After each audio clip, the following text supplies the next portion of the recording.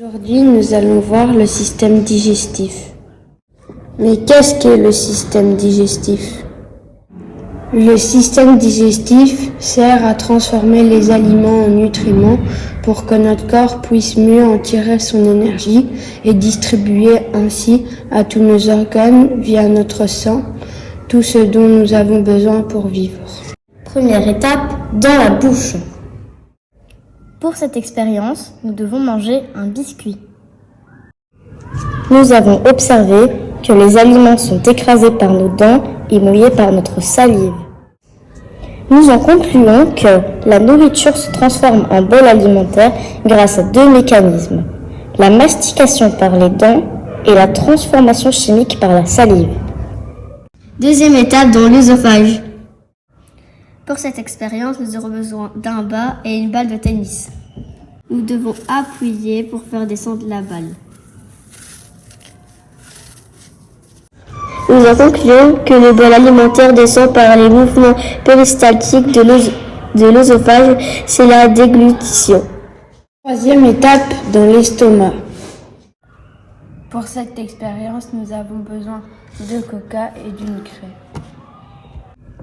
Je mets la craie dans le verre et je verse du coca.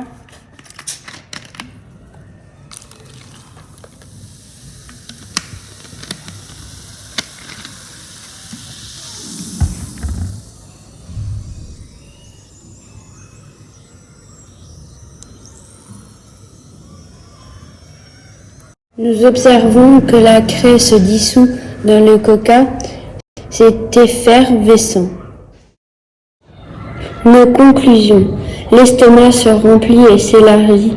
Les sucs gastriques vont réduire les aliments. C'est le brassage. La prochaine expérience concerne toujours l'estomac. Pour cette expérience, nous aurons besoin de un sachet plastique, une bouteille d'eau et 2 biscuits. Pour commencer, nous avons besoin d'un sac plastique que nous devons ouvrir et placer les biscuits à l'intérieur. Nous allons verser un petit peu d'eau dessus, assurer de bien refermer le sachet et puis nous devons appuyer.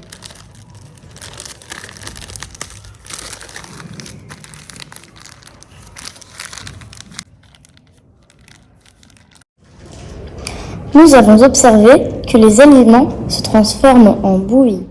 Nos conclusions. Les sucs gastriques vont réduire les aliments en bouillie. On appelle cela le malaxage. Quatrième étape, dans l'intestin grêle. Pour cette expérience, nous avons besoin de cotillons, d'un pic à brochette et de treillis. Comment pouvons-nous faire sortir les cotillons du treillis? Pour faire sortir les cotillons du treillis, nous nous sommes rendus compte qu'il fallait couper le pic à brochette. Nos conclusions. Dans l'intestin grêle, les aliments sont transformés afin de permettre aux nutriments très petits de passer dans le sang.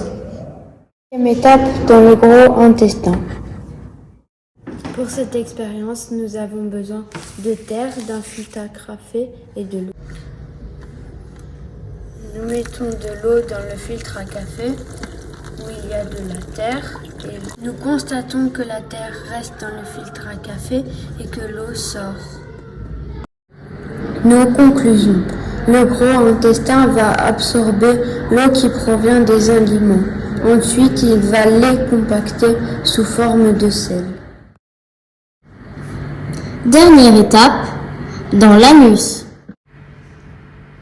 Pour cette expérience, nous aurons besoin d'eau, de terre et d'un ballon. Nous avons rempli le ballon d'eau et de terre. Il faut le retourner, puis le relâcher. Et il se passe que toute la terre et l'eau tombent. Nos conclusions. Les déchets non assimilables sont compactés sous forme de sel qui vont être expulsés. L'alimentation passe d'abord par la bouche, où se passe la mastication par les dents, la transformation chimique par la salive. Ensuite, elle descend dans l'œsophage. Grâce au mouvement péristaltique, C'est la déglutition. Elle arrive dans l'estomac et c'est là que se passe le brassage et le malaxage.